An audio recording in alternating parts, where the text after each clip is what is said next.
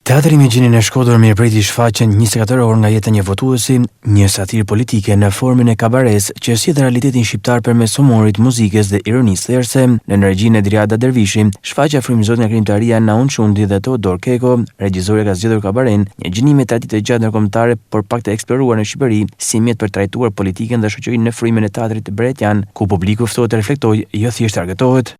Shpresoj shumë që publiku të ketë dalë me shumë pikpyetje, të ketë pasur mundësi të reflektojë. Shpresoj shumë që impakti që pati në Shkodër është unanimisht thonë do ta lëviznin gjithë Shqipërinë, pra kjo do thotë që njerëzve i ka motivuar për të menduar tani se si mendojnë edhe mesazhin e zgjedhjet publiku se çfarë duhet marri. Për sa i përket fabulës, mendoj që këtu ka shumë nga të gjithë vitet tona, ka shumë nga historia e vendit tonë dhe besoj që teatri është mediumi më i bukur nëse nuk flet për problemet e të përditshmes, për problemet e shoqërisë, duke i trajtuar tema shumë të rëndësishme me shumë humor, besoj që vetëm kështu e përmbush misionin e tij.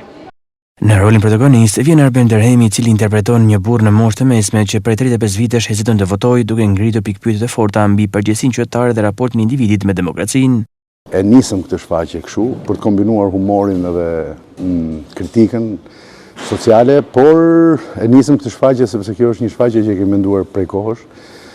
Një shfaqje e veçantë sepse ndërthur edhe kabaretin me mjeshtrinë e aktorit.